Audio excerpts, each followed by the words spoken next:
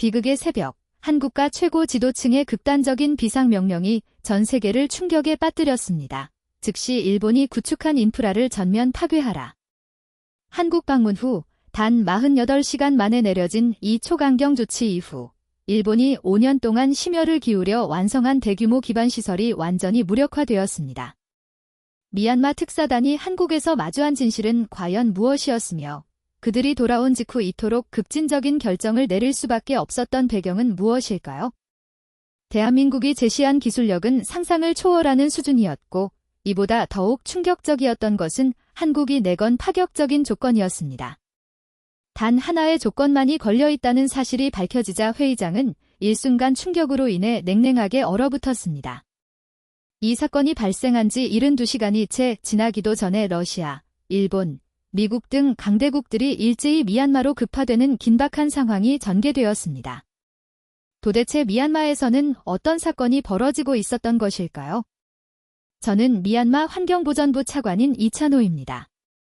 소수민족인 리수족 출신으로 양곤에서 직무를 수행하고 있으며 2024년 4월 24일 새벽은 제 인생에서 가장 끔찍한 날의 시작이었습니다. 새벽 5시 긴급 전화가 울렸습니다. 환경보정부 최고의 수질 분석 전문가인 라오족 출신 노희선 연구원의 목소리는 공포에 질려 떨리고 있었습니다. 차관님, 양곤 전역에서 하수가 역류하고 있습니다. 저는 도저히 믿을 수 없었습니다. 화장실, 싱크대, 모든 하수구에서 오물이 솟아오르고 있으며 시민들은 극심한 공황 상태에 빠져 있다는 보고였습니다. 저는 침대에서 벌떡 일어나야 했고 이는 물리적으로 불가능한 상황이었습니다. 일본이 아시아 최고 수준이라 자부했던 하수 처리 시스템이었습니다. 30분 후 현장에 도착했을 때 도시 곳곳에서 시커먼 하수가 범람하고 있는 충격적인 광경을 목격했습니다. 지독한 악취가 코를 찔렀고 시민들은 집을 떠나 거리를 배회하고 있었습니다. 30년간 상하수도를 관리해온 베테랑인 아카족 출신 마웅석 인프라 국장이 소리쳤습니다. 우리의 어머니 강인 이라와디 강을 보십시오. 맑아야 할 강물이 시커먼 오물로 뒤덮여 있었고 수많은 물고기들이 떼죽음을 당하고 있었습니다. 묘족 출신의 보건부 위생과장 설안에 급박한 연락이 뒤따랐습니다. 콜레라와 이질 환자가 폭증하여 이미 300명을 넘어섰습니다. 겨우 2시간 만에 300명의 환자가 발생했다는 것은 이대로 방치할 경우 대재앙으로 이어질 수 있음을 의미했습니다. 비상대책본부가 급히 구성되었고 저는 즉시 일본 기술지원팀의 다나카 겐지 단장에게 연락했습니다.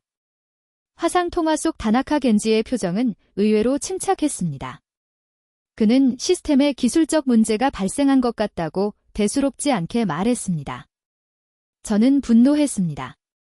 도시 전체가 마비되었는데 그것이 고작 전부냐고 다그쳤지만 다나카는 어깨를 으쓱하며 48시간 내에 복구해주겠다고 장담했습니다. 시민들이 죽어가고 있는 상황에서 48시간을 기다리라니. 그때 다나카의 표정이 미묘하게 변하더니 그는 저에게 은밀한 제안을 건넸습니다. 환경자원 공동관리 협약을 체결하시면 이런 일이 다시는 발생하지 않도록 보장하겠습니다. 저는 제 귀를 의심했습니다. 이 제안과 같은 상황에서 협약 체결을 거론하다니 지금이 그런 이야기를 꺼낼 때였을까요? 다나카는 미얀마에 대한 일본의 5년간 투자액, 즉 3조 엔 미얀마 돈으로 40조 자트 이상을 상기시키며 이제 미얀마가 성의를 보일 차례라고 차갑게 말했습니다. 분노가 치밀었지만 왜 하필 모든 시스템이 정확히 이 순간 동시에 멈췄는지에 대한 더 큰 의문이 들었습니다. 전화를 끊고 저는 노희선 연구원을 불러 시스템 마비의 정확한 원인을 분석하도록 지시했습니다. 그녀는 분석 중 이상한 점을 발견했습니다. 태블릿 화면에는 모든 처리장이 새벽 4시 30분에 정확히 같은 시간에 멈췄다는 기록이 있었습니다. 노희선은 이것이 우연이 아니며 누군가 의도적으로 그것도 원격으로 시스템을 정지시켰다고 결론 내렸습니다. 저는 등골이 서늘해지는 것을 느꼈습니다. 그때 마웅석 국장이 일본 측이 보낸 협약서를 들고 들어왔습니다. 두꺼운 서류를 읽을수록 제 얼굴은 굳어졌습니다. 제1조는 미얀마가 향후 50년간 모든 수처리 시설 운영권을 일본에 위임한다는 내용이었고 제5조는 하수 처리 과정에서 발생하는 모든 부산물의 소유권이 일본에 귀속된다는 조항이었습니다. 부산물이라니. 설한 과장이 의아해했고 노이선이 설명했습니다. 하수 슬러지에는 히토류와 귀금속이 포함되어 있으며 양곤 같은 대도시는 그 양이 상당하다는 것입니다. 즉, 일본은 지금까지 계속 몰래 추출해 갔을 가능성이 높았습니다. 더 충격적인 조항들이 연이어 드러났습니다. 제12조는 미얀마 국민의 건강 데이터를 공동 관리한다는 내용이었고, 제10조는 일본 기업에게 미얀마 수자원 개발 우선권을 부여한다는 조항이었습니다. 마웅석 국장은 주먹을 쥐며 이건 완전히 노예 계약이다라고 분노했습니다. 하지만 한 직원은 이미 1000명이 넘는 환자가 발생했다며 지금 상황에서는 어쩔 수 없지 않냐는 말을 흘렸습니다. 그때 다나카 겐지에게서 다시 전화가 걸려왔습니다. 그는 차관, 결정하셨습니까? 라고 물었고 저는 이것은 지나친 요구라고 항변했습니다. 다나카는 우리가 무상으로 시스템을 구축해줬는데 무상이라면서 왜 이런 조건을 거냐는 질문에 웃으며 답했습니다. 차관, 세상에 공짜는 없습니다. 그의 목소리는 이례적으로 위협적이었습니다. 시간이 지날수록 피해는 커질 겁니다. 콜레라가 얼마나 빨리 퍼지는지 아시죠? 전화는 끊겼고 병원들이 포화 상태에 이르렀으며 의료진까지 감염되기 시작했다는 보고가 들어왔습니다. 저는 창밖을 바라보았습니다. 거리는 마스크를 쓴 시민들이 깨끗한 물을 구하기 위해 줄을 서 있었고 당연하다고 여겼던 깨끗한 물이 사라지자 도시는 지옥으로 변하고 있었습니다. 노이선 연구원은 일본의 협조 없이는 시스템을 직접 재가동하는 데 최소 2주일이 걸릴 것이며 이는 불가능에 가깝다고 말했습니다. 일본이 우리의 목을 완벽하게 조르고 있는 상황이었습니다. 그때 노이선이 무언가를 발견한 듯 소리쳤습니다. 차관님, 이것 좀 보세요. 그녀가 보여준 화면에는 복잡한 코드가 나타났는데 이는 일본이 시스템에 은닉한 원격 차단 장치인 킬 스위치였습니다. 더욱 충격적인 사실은 이 장치가 5년 전 시스템 설계 단계부터 계획적으로 심어져 있었다는 것이었습니다. 처음부터 미얀마를 언제든 인질로 잡을 준비가 되어 있었던 것입니다. 노이선은 더 깊이 시스템을 분석하기 시작했고 그녀의 얼굴은 점점 창백해졌습니다. 차관님, 이건 상상을 초월합니다. 그녀가 떨리는 손으로 가리킨 화면에는 일본이 하수 처리 과정에서 추출한 지난 5년간의 히토류 양이 기록되어 있었습니다. 연간 2000톤이라는 숫자를 보고 저는 거의 숨이 멎을 뻔했습니다. 양곤의 하수 슬러지 속 히토류를 일본이 몰래 빼돌려온 것입니다. 마웅석 국장이 계산한 결과 현재 시세로 따지면 연간 500억 자트, 5년이면 2500억 자트가 넘는 금액이었습니다. 우리는 말을 잃었습니다. 그들은 돕는 척하면서 우리의 자원을 도둑질하고 있었던 것입니다. 노이선은 여기서 그치지 않고 다른 파일을 열었습니다. 그것은 하수 분석을 통해 수집한 국민 건강 데이터베이스였습니다. 지역별 질병 발생률, 약물 사용 패턴, 식습관, 심지어 임신율까지 충격적인 내용이 가득했습니다. 최신 기술로는 하수 분석만으로도 이런 정보 수집이 가능하며 이 데이터는 제약회사들에게는 황금과 같은 정보라고 노이선은 한숨 쉬었습니다. 바로 그때 고구려 유민의 직계 후손인 70대의 노정치인 윈 아웅 의원이 들어왔습니다. 차관, 시민들이 폭동 직전입니다. 하루 만에 사망자가 50명을 넘었습니다. 저는 일본의 요구를 들어줄 것인지에 대한 그의 질문에 대답할 수 없었습니다. 위나웅 의원은 일본이 미얀마를 선택한 이유가 단지 싼 노동력 때문만이 아니라 미얀마가 동남아시아의 관문이기에 이곳을 장악하면 메콩강 유역 전체를 통제할 수 있기 때문이라고 조용히 설명했습니다. 이 모든 사태는 그들의 더 큰 계획의 일부일 것이라는 추측이었습니다. 그때 노이선이 숨을 헐떡이며 외쳤습니다. 찾았어요. 프로젝트 클린 리버. 이는 일본의 극비 문서로 서버에 실수로 남아있었던 것으로 보였습니다. 문서를 읽을수록 우리는 경악했습니다. 첫 단계는 미얀마 하수 처리 시스템 장악, 둘째 단계는 라오스와 캄보디아로 확대, 셋째 단계는 메콩강 전체 수자원 통제, 그리고 최종 목표는 동남아시아 물시장의 독점이었습니다. 마웅석 국장은 절망했고 그때 이라와디 강 하류 마을에서 집단 감염이 시작되었다는 급보가 들어왔습니다. 시간이 없었습니다. 새벽 2시, 노이선이 제 사무실로 찾아와 한국환경부 관계자와 연락이 닿았다고 보고했고 떨리는 마음으로 전화를 받았습니다. 한국환경기술원의 김서연 박사였습니다. 저는 노이선의 통역을 통해 상황을 설명했고 정말 도와주실 수 있습니까? 라고 물었습니다. 잠시의 침묵 후 뜻밖의 대답이 돌아왔습니다. 네, 도와드리겠습니다. 저는 조건 없이요? 라고 되물으며 귀를 의심했습니다. 김 박사는 미얀마는 우리의 오랜 친구이며 어려울 때 돕는 것이 친구 아니냐고 답했습니다. 절망의 어둠 속에서 한 줄기 희망의 빛이 보이기 시작했습니다.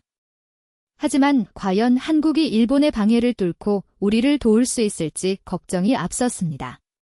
김서연 박사는 미얀마 상황의 심각성을 잘 알고 있으며 준비된 긴급 대응팀을 즉시 보내겠다고 했습니다. 일본의 방해에 대한 우려에는 우리도 나름의 준비가 있다고 답하며 미얀마 정부의 협조만을 요청했습니다. 저는 김 박사에게 왜 우리를 도와주시는지 물었고 그녀는 위 나옹 의원이 한국 정부에 연락하여 특별한 문서를 보내주었다고 말했습니다. 다음 날 아침 위 나옹 의원이 들고 온 낡은 가죽 상자 속에는 1300년간 가문에 전해 내려온 고문서가 들어 있었습니다. 이는 고구려 보장왕이 자신의 선조에게 내린 임명장이었습니다. 위 나옹 의원은 고구려 멸망 당시 많은 피난민이 미얀마 북부에 정착하여 현지인들과 융화했으며 리수족, 라오족, 아카족, 묘족 등 소수민족에게 고구려인의 피가 섞여 있고 언어에도 흔적이 남아있다고 설명했습니다. 노이선은 우리 민족 언어에 한국어와 비슷한 단어가 있었던 이유를 그제야 깨달았습니다. 위 나옹 의원은 한국 정부가 이 사실에 깊은 감명을 받았으며 1300년 만에 잃어버린 동포를 찾은 기분이라고 했다고 전했습니다. 김서연 박사는 6시간 후 태국을 경유하여 팀이 양곤에 도착할 것이라고 다시 연락했습니다. 팀은 전문가 30명과 장비로 구성되어 있었고 김 박사는 24시간 안에 기본적인 정수 시스템을 복구할 수 있을 것이라고 자신했습니다. 한국은 전쟁과 재난을 겪으며 비상시 신속 대응 능력이 세계 최고 수준이라고 했습니다. 저는 직원들에게 상황을 설명했고 마웅석 국장은 대가로 무엇을 요구했는지 의심스럽게 물었지만 저는 아무것도 요구하지 않았다는 사실을 알렸습니다. 그 순간 다나카 겐지에게서 전화가 걸려왔습니다. 그는 제가 다른 나라와 접촉하고 있는지 의심했고 일본 외에는 미얀마를 도울 수 있는 나라가 없다는 위협적인 목소리를 냈습니다. 저는 김서연 팀이 오는 것을 들키지는 않았을까 불안했지만 6시간 후 한국 팀은 약속대로 태국 국경의 작은 도로를 통해 공항이 아닌 곳으로 비밀리에 도착했습니다. 팀을 이끈 김서연 박사는 40대 중반의 여성이었으며 악수를 나눈 그녀의 손에는 굳은 살이 박혀 있어 현장에서 잔뼈가 굵은 전문가임을 짐작할 수 있었습니다. 시간이 없으니 바로 시작하죠. 한국팀은 군인처럼 일사불란하게 움직였고 가져온 장비는 놀라울 정도로 작고 효율적이었습니다. 마웅석 국장이 이 장비만으로 충분한지 걱정하자 박진우 엔지니어는 한국 전쟁 때부터 축적된 긴급 복구 기술이 담겨 있어 보시는 것보다 성능이 뛰어나다고 설명했습니다. 그들은 먼저 일본 시스템을 분석했고 김 박사는 모든 제어권이 도쿄 서버에 연결되어 있다는 사실을 확인했습니다. 일본이 눈치채면 물리적으로 시스템을 파괴할 수도 있다는 우려에 노이선 연구원은 기존 시스템은 그대로 두고 새로운 정화 시스템을 구축하는 병렬 시스템을 제안했습니다. 김 박사는 이를 정말 뛰어난 아이디어라고 칭찬하며 즉시 작업에 착수했습니다. 한국팀의 놀라운 작업 방식은 첨단 장비와 함께 아주 단순한 자연 정화 방식을 결합하는 것이었습니다. 설한 과장이 이것이 무엇인지 묻자 김 박사는 미생물을 이용한 바이오 필터이며 전기가 없어도 작동한다고 설명했습니다. 일본은 통제하기 쉽도록 복잡한 시스템을 원했을 것이라며 김 박사가 씁쓸하게 웃었습니다. 작업이 한창일 때 일본 대사관 측에서 수상한 움직임을 보이고 있다는 긴급 보고가 들어왔고 일본이 눈치챘음이 분명했습니다. 김 박사는 침착하게 플랜 B, 즉 분산 작업으로 전환할 것을 지시했고 한국팀은 여러 그룹으로 나뉘어 도시 곳곳으로 흩어졌습니다. 이는 일본이 한 곳을 방해하더라도 다른 곳에서 작업을 계속할 수 있는 일종의 양동 작전이었습니다. 얼마 후 다나카 겐지가 부하들을 이끌고 현장에 나타나 우리 시스템에 손을 대고 있다며 격분했습니다. 저는 시민들이 죽어가고 있어 가만히 있을 수 없었다고 맞섰고 다나카는 계약 위반이며 모든 지원을 중단하겠다고 위협했지만 저는 어차피 작동하지도 않는 시스템인데 무슨 상관입니까? 라고 되받아쳤습니다. 김 박사가 다나카에게 다가갔고 다나카는 놀라며 김혜진, 내가 왜 여기에? 라고 물었습니다. 김 박사는 미얀마를 돕기 위해서죠. 당신들과는 다르게 말이에요라고 응수했습니다. 다나카는 한국이 감히 일본을 방해하느냐며 위협했지만 김 박사는 이는 방해가 아니라 진짜 도움이라고 일축했습니다. 그는 시스템을 다시 멈출 것이냐고 위협했지만 김 박사는 나 이미 멈춰있구나라며 조롱했고 다나카는 이를 갈았습니다. 바로 그때 놀라운 일이 발생했습니다. 동부 지역 정수장이 작동하기 시작했고 한국팀이 첫 번째 바이오 필터를 가동시킨 것입니다. 맑은 물이 쏟아져 나오자 시민들은 환호했습니다. 다나카의 얼굴은 창백해졌고 김 박사는 한국은 6.25 전쟁의 폐허에서 한강의 기적을 만들었듯이 불가능을 가능으로 만드는 나라라고 말했습니다. 다나카는 황급히 자리를 떴고 12시간 후 양곤의 절반 지역에 깨끗한 물이 공급되기 시작했습니다. 하지만 이것은 시작에 불과했습니다. 새벽 3시, 일본의 반격이 시작되었습니다. 동부 정수장에 문제가 생겼다는 노이선의 보고에 따르면 누군가 바이오 필터에 염산을 투입하여 미생물이 죽어가고 있었습니다. 이는 일본의 지시가 분명했습니다. 김 박사는 침착하게 플랜 C를 시행하라 지시했고 마치 이런 일을 예상했다는 듯이 준비된 예비 시스템이 가동되었습니다. 한국팀이 꺼낸 것은 군용으로 개발된 휴대용 정수 시스템이었습니다.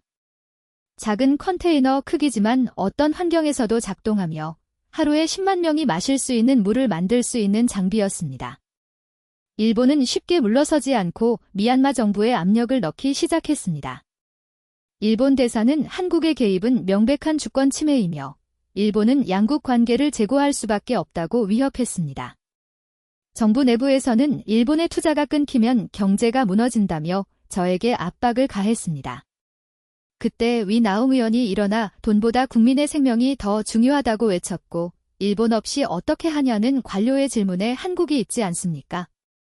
라고 답했습니다. 바로 그때 이라와디 강 수질이 급속도로 개선되고 있다는 놀라운 소식이 전해졌습니다. 김 박사 팀이 강 상류에 설치한 대형 바이오 필터가 효과를 발휘한 것이었습니다. 물고기들이 돌아오고 있다는 소식이 퍼지자 시민들은 거리로 나와 꼬레야 한국을 외치며 한국팀에게 감사를 표했습니다. 초조해진 다나카 겐지는 마지막 수단으로 한국팀 작업지역의 전기를 차단했지만 김 박사는 태양광 패널과 소형 풍력 발전기를 꺼내 에너지 자립형 정수 시스템을 가동시켰습니다.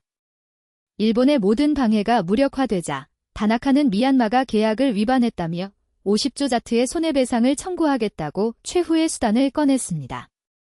하지만 김 박사가 놀라운 증거를 공개했습니다. 화면에는 일본이 5년간 미얀마에서 빼돌린 히토류 거래 내역이 상세히 나와 있었습니다. 한국 기업들도 히토류를 수입하는데 이상하게 미얀마산이 일본을 통해서만 들어오는 것을 포착하여 증거를 확보한 것이었습니다. 일본 기업들의 비밀 계좌까지 상세히 나와 있었으며 5년간 3천억 자트 이상의 히토류를 무단 채취한 것은 명백한 국제 범죄였습니다. 다나카는 조작이라고 주장했지만 김 박사는 국제사법재판소에서 가려보자고 맞섰습니다. 궁지에 몰린 다나카는 결국 물러났습니다. 저를 더욱 놀라게 한 것은 김 박사의 다음 말이었습니다. 이제 미얀마가 진정으로 자립하는 방법 말입니다. 이틀날 아침, 김 박사는 국제기자회견을 열어 일본이 저지른 일을 전 세계에 알려 다시는 이런 일이 일어나지 않도록 하자고 제안했습니다. 저는 일본과 완전히 적이 되는 것이 두려웠지만 위 나웅 의원은 진실은 밝혀져야 한다고 힘을 실어주었습니다. 결국 2024년 4월 24일 오전 10시 양곤 국제컨벤션 센터에서 전 세계 언론이 모인 가운데 기자회견이 열렸습니다. 저는 떨리는 마음으로 연단에 서서 일본이 원조를 빙자. 일주일 후 양곤 전역의 수질은 일본 시스템 때보다 더 좋아져 대장균 제로의 중금속 검출이 안 된 마실 수 있는 수준에 이르렀습니다. 시민들은 환호했고 수인성 질병 환자가 급격히 줄어들자 설한 장관은 기쁨의 눈물을 흘렸습니다. 작업을 마친 한국팀이 떠날 준비를 할 때 시민들은 공항으로 몰려와 체주바 감사합니다를 외쳤습니다. 김 박사는 미얀마는 이제 우리의 영원한 친구이니 언제든 돌아올 것이라고 말했습니다. 저는 김 박사에게 감사를 표했고 김 박사는 1300년 전 흩어진 동포들이 이 땅에 뿌리내리고 살아준 것만으로도 충분히 보답받았다고 윈 아웅 의원을 가리켰습니다. 윈 아웅 의장은 북쪽 형제들에게 여전히 한 핏줄임을 전해달라고 부탁했습니다. 비행기가 떠난 후 저는 깨끗해진 이라와디 강을 바라보며 일본의 지배에서 벗어난 미얀마가 이제 진정한 독립을 향해 나아갈 때임을 느꼈습니다. 그리고 우리도 언젠가 다른 나라를 도울 것이라 다짐했습니다. 1년 후 2025년 4월 미얀마는 완전히 달라져 있었습니다. 저는 환경보전부 장관이 되었고 노이선은 차관이 되었으며 전국 모든 지역의 음용수 기준 통과 보고서를 받아들었습니다.